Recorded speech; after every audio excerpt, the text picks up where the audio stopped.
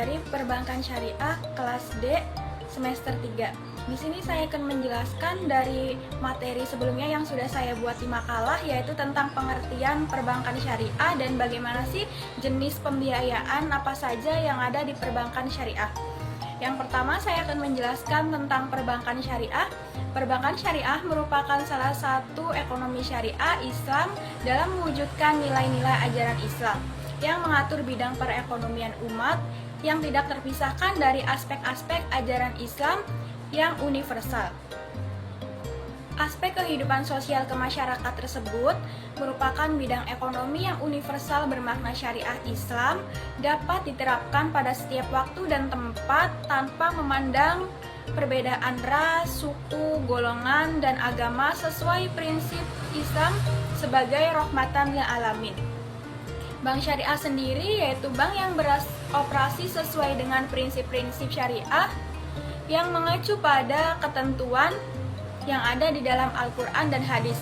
Adapun pengertian prinsip syariah sebagaimana disebut pada pasal 1 angka 13 UU nomor 10 tahun 1998 tentang perubahan UU nomor 7 tahun 1992 tentang perbankan, yang berisi prinsip syariah adalah aturan hukum Islam antara bank dengan pihak lain untuk menyimpan dana atau kegiatan lainnya yang dinyatakan dengan syariah, antara lain pembiayaan berdasarkan prinsip bagi hasil, mudharabah, pembiayaan berdasarkan prinsip pernyataan modal, musyarakah, prinsip jual beli barang dengan memperoleh keuntungan, murabahah, atau pembiayaan modal berdasarkan sewa murni tanpa pilihan, ijarah. Yang kedua yaitu ada jenis-jenis pembiayaan syariah. Pembiayaan secara luas adalah financing atau pembelanjaan, yaitu pendanaan yang dikeluarkan untuk mendukung investasi yang telah direncanakan, baik dilakukan sendiri maupun dilakukan oleh orang lain. Menurut UU nomor 7 1902 tentang perbankan sebagaimana telah diubah menjadi UU nomor 10 tahun 1998 tentang perbankan pasal 1 nomor 12. Pembiayaan berdasarkan prinsip syariah adalah penyediaan uang atau tagihan yang dipersamakan dengan itu berdasarkan persetujuan atau kesepakatan antara bank dengan pihak lain yang mewajibkan pihak yang dibiayai untuk mengembalikan uang atau tagihan tersebut setelah jangka waktu tertentu dengan imbalan atau bagi hasil. Adapun tujuan pembiayaan yang pertama adalah mencari keuntungan. Mencari keuntungan sendiri yaitu untuk memperoleh hasil dari pembiayaan tersebut. Hasil tersebut terutama bentuk keuntungan yang diterima dari usaha yang dikelola oleh bank dan nasabah. Keuntungan ini penting untuk kelangsungan hidup bank.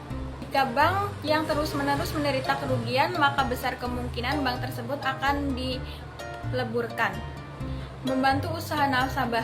Tujuannya adalah untuk membantu usaha nasabah yang mengeluarkan dana, baik dana investasi maupun dana untuk modal kerja. Dengan dana tersebut, maka pihak debitur akan dapat mengembangkan dan memperluaskan usahanya. Yang ketiga adalah membantu pemerintah. Membantu pemerintah itu bagi pemerintah semakin banyak pembiayaan yang disalurkan oleh pihak perbankan, maka semakin baik, mengingat semakin banyak pembiayaan berarti adanya peningkatan pembangunan sebagai sektor keuntungan bagi dengan pemberian pembiayaan adalah penerima pajak yang dari keuntungan yang diperoleh dari pihak bank. Yang kedua adalah membuka kesempatan lapangan kerja dimanapun. Dan yang ketiga meningkatkan jumlah barang dan jasa. Dan yang keempat ada untuk meningkatkan devisa negara. Jenis-jenis pembiayaan syariah itu ada pembiayaan konsumtif. Apa sih pembiayaan konsumtif itu? Pembiayaan konsumtif ini biasanya dimanfaatkan oleh perorangan dan bertujuan mendanai kebutuhan dari luar usaha. Umumnya terdapat 5 akad yang diterapkan dalam pembiayaan konsumtif ini. Antara lain, akad yang pertama adalah akad qard, ijarah, istisna, dan murabahah. Untuk bisa menentukan akad pembiayaan yang sesuai dengan lembaga keuangan syariah, akan langsung beberapa tahap. Ada beberapa tahap. Yang pertama ada bila nasabah membutuhkan biaya untuk keperluan konsumtif, lembaga keuangan harus melihat bentuk produk yang dibeli atau barang dan jasa. Yang kedua ada nasabah hendak melakukan pembelian barang.